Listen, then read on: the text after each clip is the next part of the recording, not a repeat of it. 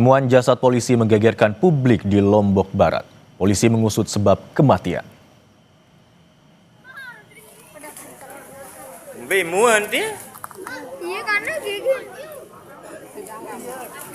Jasad korban ditemukan pertama kali oleh warga yang tengah mencari ayam peliharaannya dalam kondisi tergeletak di tanah di antara pepohonan. Usai diotopsi, jasad korban langsung dimakamkan di Desa Bonjeruk, Lombok Tengah. Polisi masih melakukan atau masih menyelidiki penyebab kematian korban. Dia anggota polisi, Pak. Kemarin dari hasil pemeriksaan luar, dari hasil identifikasi yang sementara kita sudah lakukan, ada kemiripan, ada identik. Nanti kalau untuk kepastiannya ini kita juga nunggu hasil otopsi terkait penyebabnya akan kita sampaikan.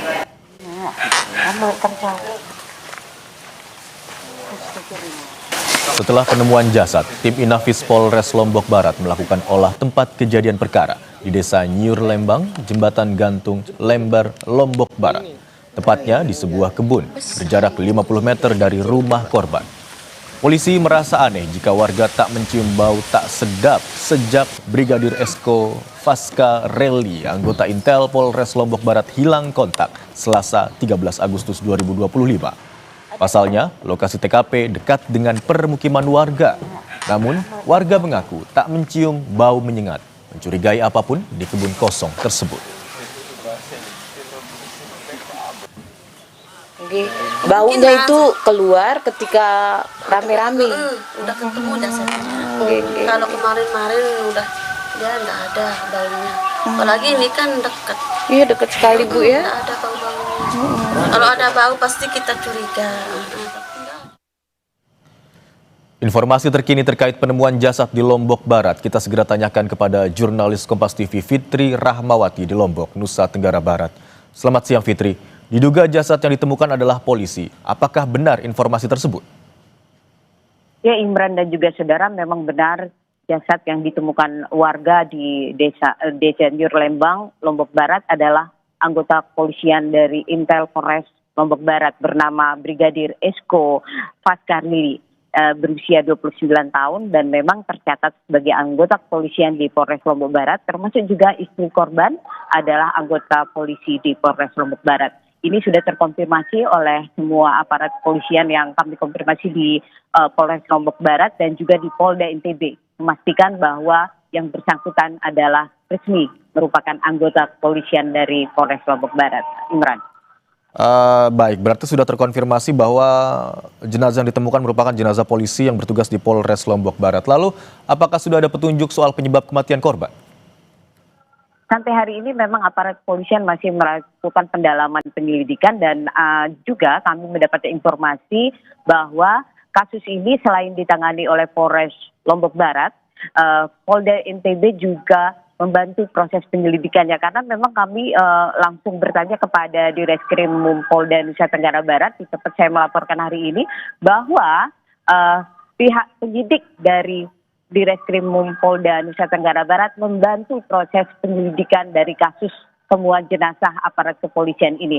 Dan ini memang sampai saat ini proses pendalaman kasus ini masih dilakukan. Hanya saja memang kami masih menunggu pernyataan resmi dari pihak kepolisian terkait dengan kasus ini. Dan kami juga mendapatkan informasi bahwa sejauh ini aparat kepolisian juga sudah melakukan pemeriksaan terhadap sejumlah saksi, termasuk pihak yang menemukan pertama kali dari jenazah korban Brigadir Esko ini. Dan kami mendapatkan informasi juga bahwa yang menemukan pertama kali jenazah ini adalah mertua dari korban sendiri.